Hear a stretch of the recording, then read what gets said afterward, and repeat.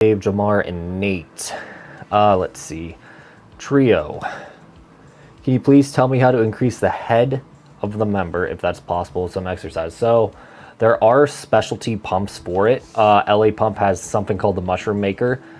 Pretty cost prohibitive, meaning it's pretty expensive, but it does work. The glands are actually really easy to grow. It just is a matter of time, since the tunica does not wrap around the gland. There's no like real rate limit to how much they can expand. So if you just vacuum hang over an extended period of time, I can almost guarantee you your glands will grow. It's just more of a matter if they'll grow faster than your girth grows. So vacuum hanging and then specific pumping will work.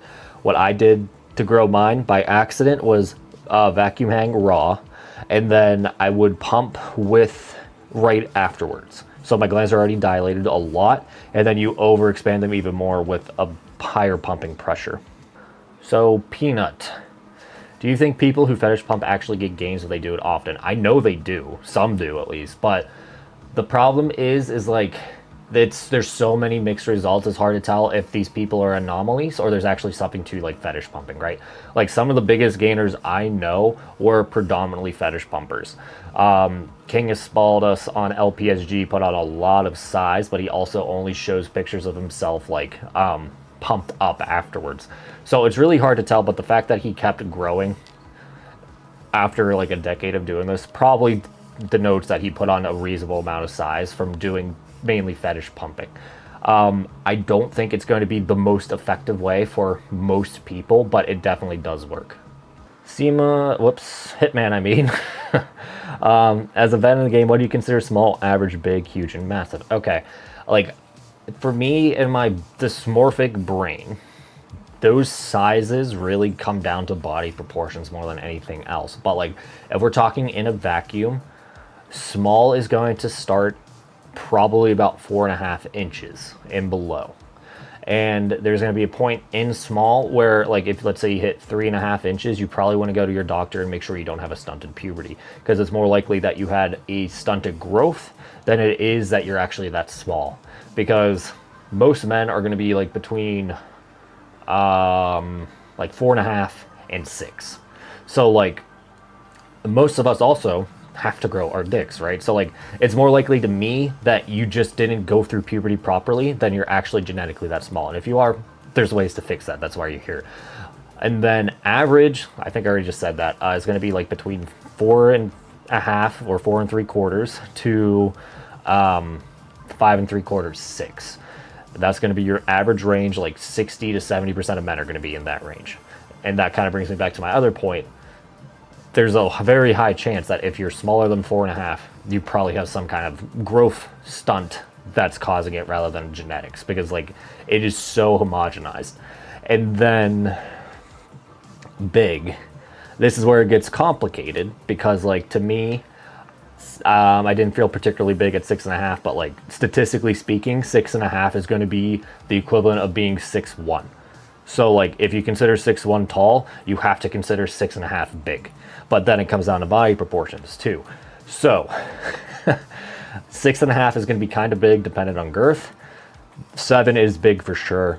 Huge, it's going to probably be up to the 8-inch mark with a decent bit of girth.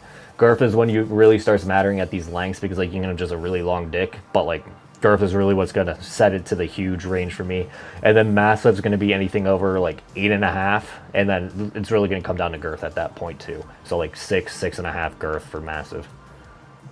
Roly poly oly, that is taking me back to being like a toddler. But okay, how important is a shape retention in length routine, or what difference would it make if I added an all-day extender to my routine? So like it's basically a way to guarantee that you are not having issues when it comes to like having a grower rather than a shower.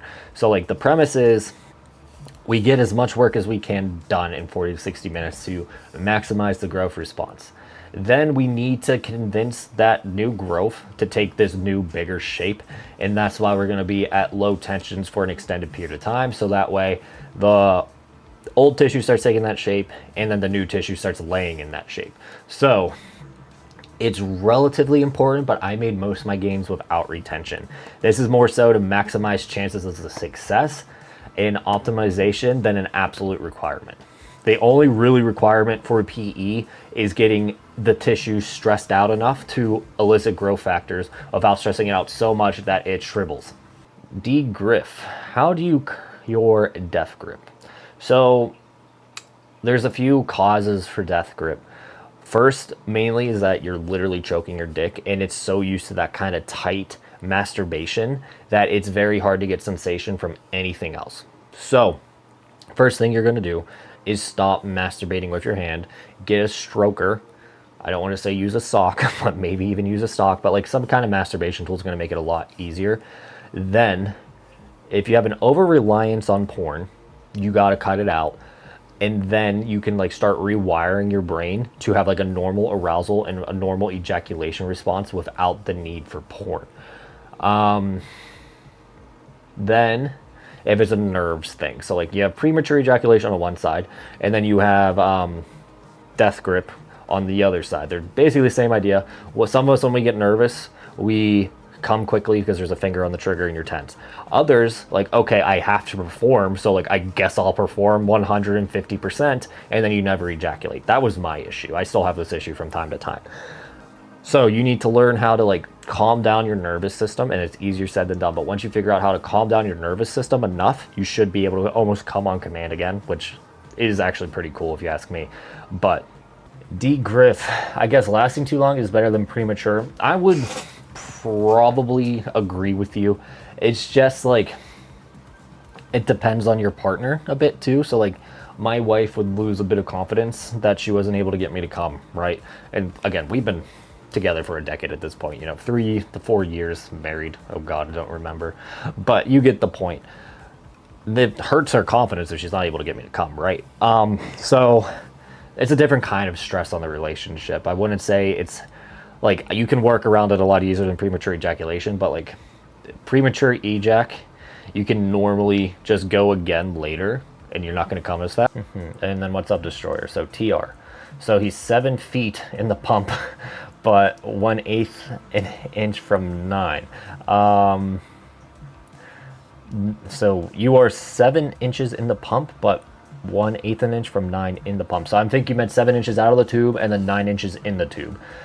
Do I have EQ or pelvic floor issues? My pelvic floor feels sore, strained, pumping for 6 months, extending for 3 months.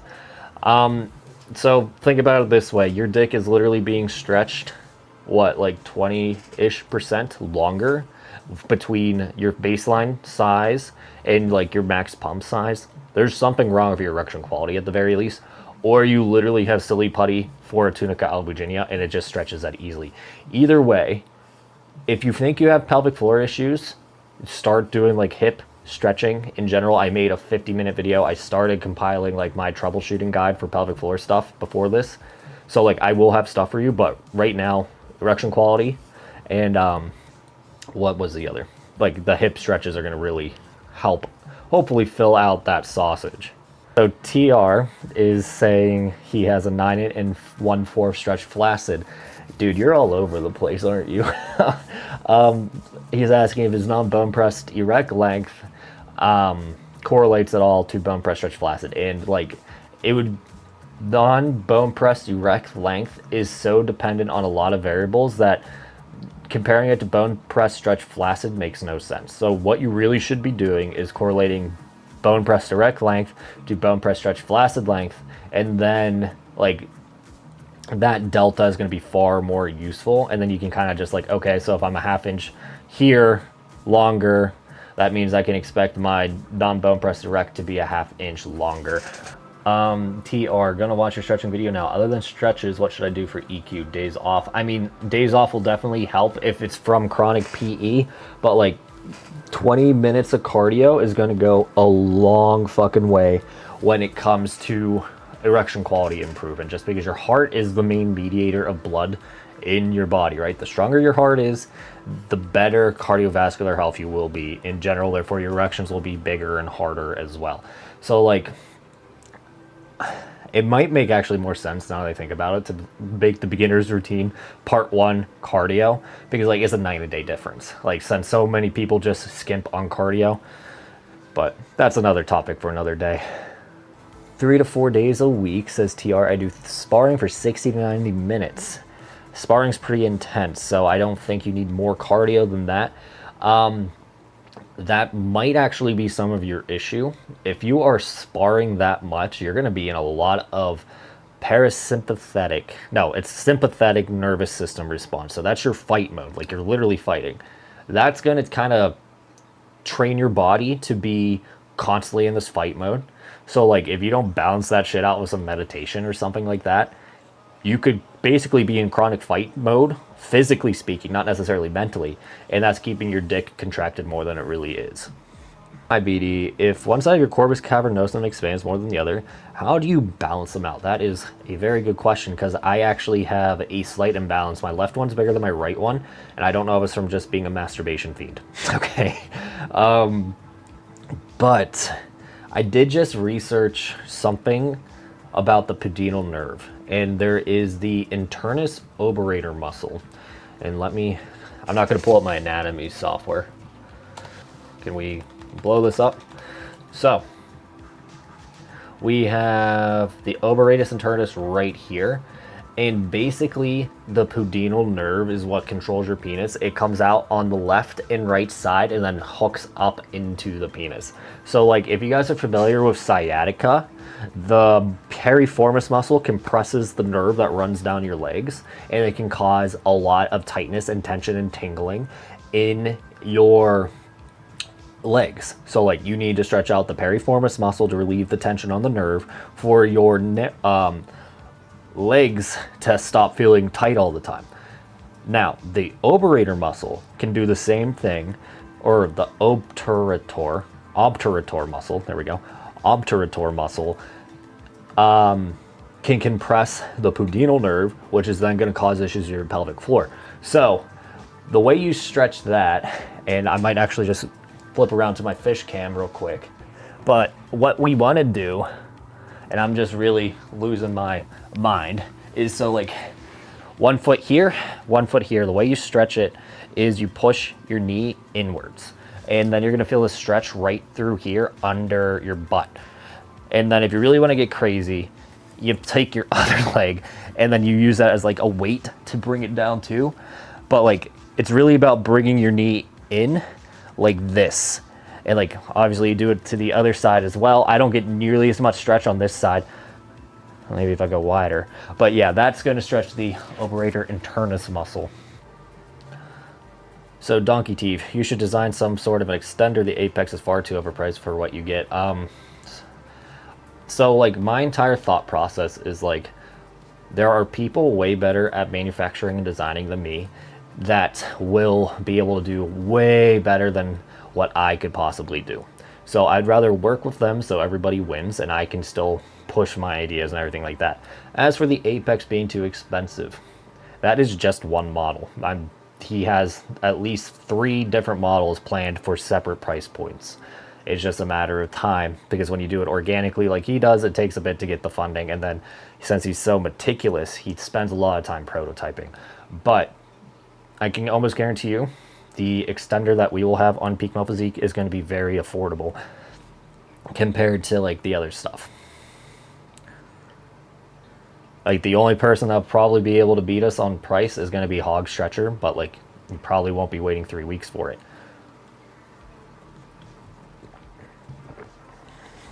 So RKJ, do you think BPC 157 is useful for PE? So this question comes up a decent bit on these streams. 1 second, guys.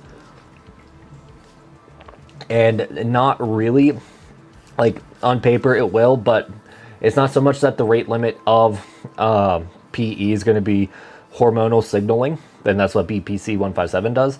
The rate limit for PE is going to be stem cells. So if you have like just not a lot of stem cells, you can't build a lot of tissue in reasonable amount of time. So like your penis is not going to have the same turnover rate as your tendons and ligaments, so it can't expect them to grow as fast as tendons and ligaments and recover as fast as tendons and ligaments.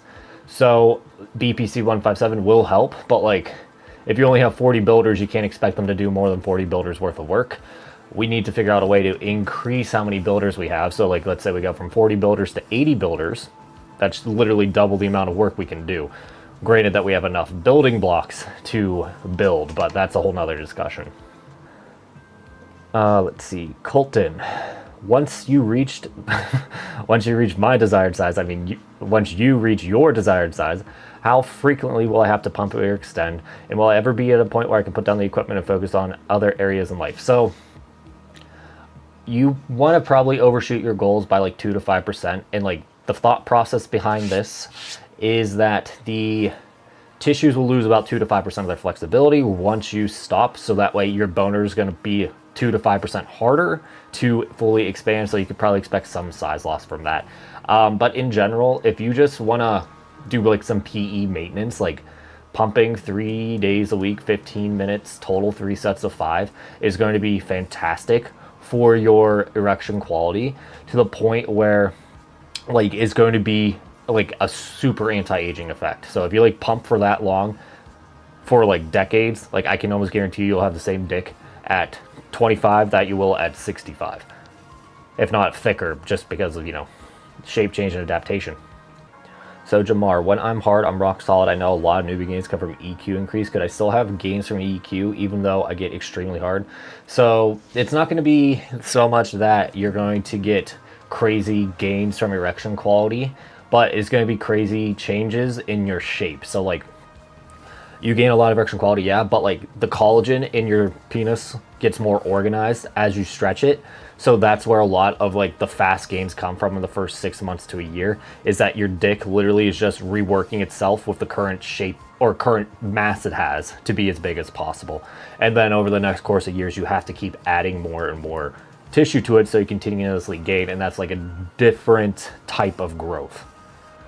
It is actually growth compared to, you know, shape change, but don't expect it to be like crazy. Like I believe a lot of guys can gain an inch in length and a half an inch of girth in a year, but don't expect it if you already have pretty good erection quality, right?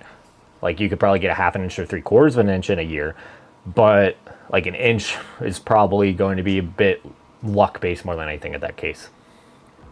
So RKJ, how long do newbie gains last in PE? So like 6 to 8 months is normally when people start hitting that wall, if they actually do get into the proper work zone for PE.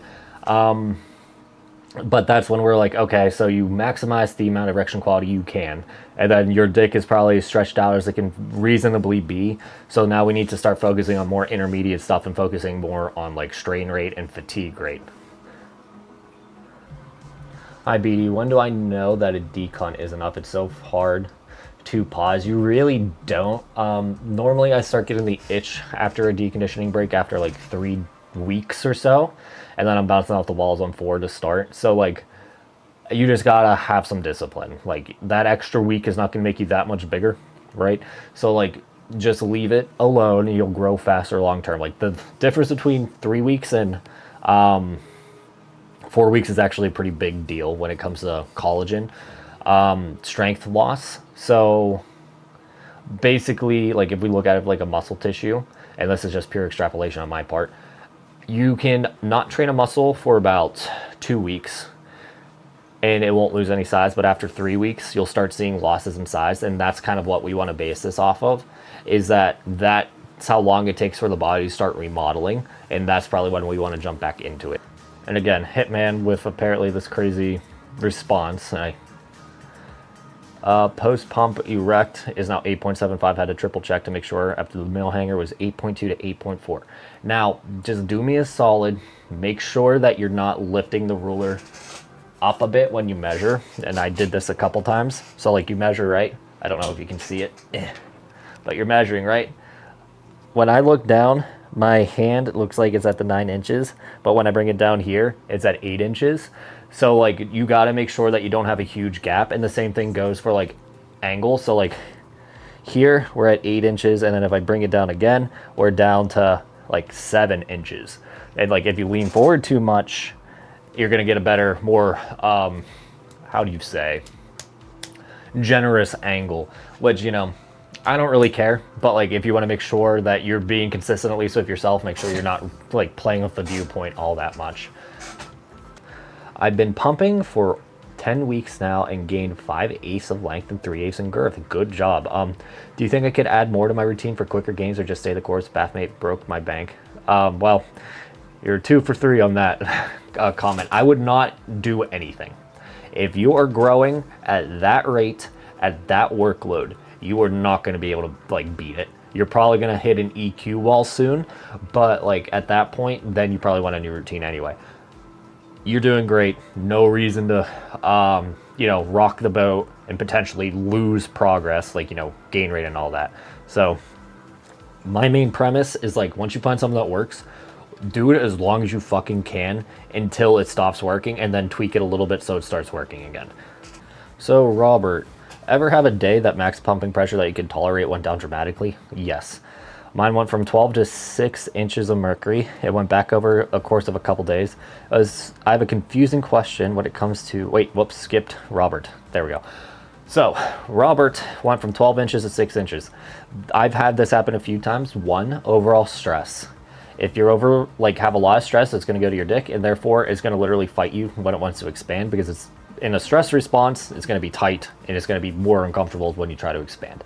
Then if you have a very good length session with a lot of fatigue, your dick is so easy to pull apart already that any added pressure beyond like its already breaking point is just going to be relatively uncomfortable, and the higher you go, the more uncomfortable it is. So like, depends what you're doing, Rob, but if you're doing like a lot of length work, I'm going to lean towards it just very effective length work. And then obviously once you get used to the pressure again, it will come back. But like, I would recommend not pushing through it just because you used to be able to handle that pressure. If it feels off, that means you probably need to pump the brakes a bit. Leopoldo, there we go. Do nerves and inner conduct grow at the same pace as the rest? Nerves, I'm going to say different tissues have different growth rates, but they're going to be relative to the proportion that they are in the penis. So like blood vessels will grow fast, but they take up the majority of the penis, so like it evens out. The collagen in your penis, moderate amount, it's going to grow at a roughly the same rate if you're training properly. And then nerves are going to be the slowest to grow, but like you will see an increase in like nerve density and like nerve endings and the more and more you do PE, just because you're signaling for that growth and you're stressing them out enough for that growth. Okay, so Nick, we are actually working on this issue a bit, and we got a few answers, but I don't know why nobody talks about this, but have you noticed that silicone sleeves tear easily? This is particularly for vacuum hanging. I need a new sleeve every week. Maybe I'm putting too much pressure.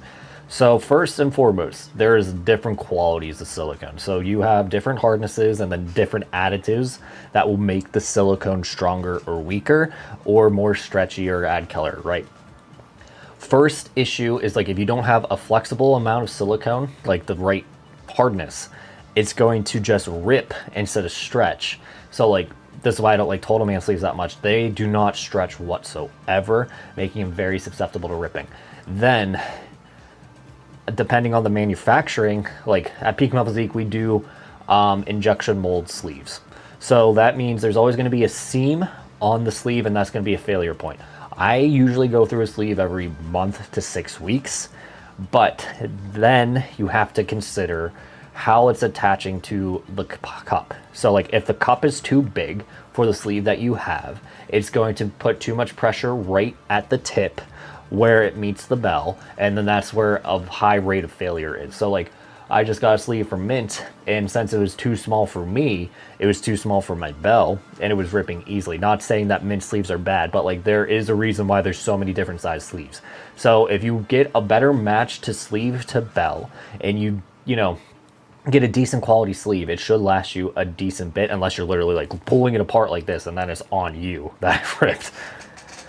When my corpus spongiosum virtually disappears in my shaft when I'm doing expansion exercise, it appears. Okay, so there's not, I haven't really looked into this, but like that's going to be erection quality mainly, and then maybe some minor pelvic floor dysfunction. Like I don't particularly have an inflated Corpus Spongiosum. Mine's like really thick at the base, and then it works its way into the glands and it gets a lot thinner at the top. So it's not necessarily that you have like pelvic floor issues or erection quality issues. It could literally just be how you're built, and then while you're doing expansion stuff, it's so dilated since it's so easy to stretch, it's not going to be that easy to have that kind of definition in it naturally. All right, I'm just gonna annoy little pickle with that one. What are the lymphatic issues that can come with C-rings? Are they real serious? So like, they only get really serious, it'll let them get really serious. So like, if you get like a weird bubble from wearing a cock ring too long, it's gonna be like a lymphoceal. Light massage and like, don't fuck with it for a week and it should drain on its own. But like, since you got that lymphoceal once, it's highly likely that you'll get it again. So you probably shouldn't be using a cock ring all that often. But like, if you let it sit and you constantly pump, it's just going to get clogged more and more and more until eventually it hardens, and then it's a lot harder to deal with. Baby Peanut, can you develop a steel cord, or is it something you're born with? It'd be exceptionally rare if you're born with it. It's essentially a stress response, so it's something you develop. You can probably get it just randomly too, just because like, if you'll say you're chronically stressed, if your septum decides like, okay, we're going to be stressed out all the time, thanks body, it can happen just like before you even start PE. But normally what happens is people do so much work right off the bat that their dick doesn't know what to do, and since the septum has so much collagen, it kind of turns like almost into a pseudo tendon, and it gets really strong really fast because it's handling so much workload, and then it also stresses out. So we need to figure out how to de-stress it, which is with a bunch of massage, at least in my opinion. Ebooks at peakmalphysique.com says Waking Dream. So you guys don't have to buy my ebooks, you just watch all my videos and then figure out what works best for you. But like, if you're looking for a streamlined version of all my content, my ebooks are best for that. Again, available at Peak Malphysique. Best part about them is that you get any updates to them for free for life. So like, I have to work on an update for vibrations here soon. You'll be getting that when I publish it for free. Just check your inbox. Nemesis, do you believe that since drinking coffee and smoking one makes arteries shrink, this can make it difficult for penis enlargement exercises? So smoking, yes, vasoconstrictor by far is going to hurt penis enlargement. Now coffee, that's a misnomer. What happens is the blood vessels specifically in your brain shrink, so it flushes out any bad metabolites from, you know, being tired. And that's what helps with the zippiness. It actually vasodilates the rest of your body, so you can get a bit of boost with PE actually if you take caffeine. So like, caffeine's fine. Smoking, that's a huge no. Weed, probably going to be an issue too. Anything that really fucks with your cardiovascular health is what you want to avoid. Okay, last question out of curiosity, asked Jamar. What does a day of PE look like for you from the time you wake up until the time you go to sleep routine wise? So like, I don't know if you guys can tell, but I have highly variable attention. So if I get into something, I really get into it, and then sometimes I just lose interest in it. It's kind of like ADHD, but more focused. So like, there'll be days where I'm really on top of PE, but like the next week, my entire intention changes and my routine changes. But like, if I could set up the perfect day, it would be pumping in the morning right before the gym, and then 4 to 6 hours later, extension with all-day stretcher after that. After the all-day stretcher, my actual pumping set, you know, working pumping set. And then at night, you get the next feeder set for pumping. My problem is that I'm very busy, and like, I've been getting a lot of blisters on my glands this year because of how big my glands are. So like, if I pump up anymore, there's just like no room in the belt for me to do it safely, so I can't pump up in the morning. But that would be like my perfect day. And then limiting masturbation throughout the day so I don't lose the inflammation. That's something I really need to work on. Okay, Peanut, I have a confusing question. When it comes to looking at my unit from the top, I am displeased, but when I see it from the mirror, I honestly think it's not that bad. But my question, the mirror appearance from the top or the significant others from my perspective? Well, like, so if she's looking at it from here with you, she's going to see the same thing you're seeing. But if she's looking at it from here, she's going to be seeing it from the mirror perspective. Most of the time, your partners are going to be seeing it from this perspective. So like, you can look a lot bigger to them than you ever look. Like, to me, I don't think I look that impressive compared to my body size. For my wife, she gets mad at me sometimes because how big I look and how obscene my bulge is, but I never see how big my bulge is. So, yeah, you're going to look bigger from different perspectives. Top down is one of the worst ways to look at it. Titan Blood Sovereign. Out of all the methods of PE you've tried, which method would you attribute most of your gains to? Like, manuals, if I'm being completely honest. Like, I gained an inch to an inch and a half of those. So like, I gained about 3/4 of an inch with hanging alone, and I gained about 3/4 of an inch with high tension extending. So like, honestly, since I did manuals at the beginning, I had my newbie response with that. It's going to be manuals, but they all work the same.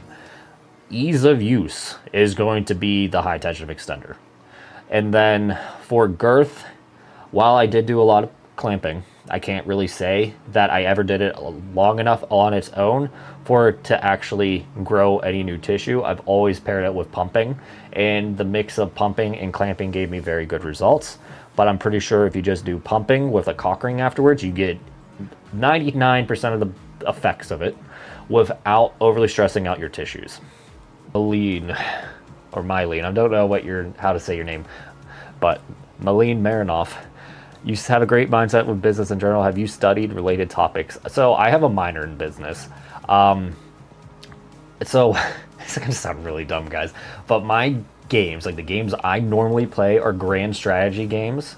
And like, all business is resource management, and then figuring out how to get rid of those resources, right? Or use those resources to their fullest extent. So like, I've been doing that kind of shit with Age of Empires 2 since I was like 4 and up.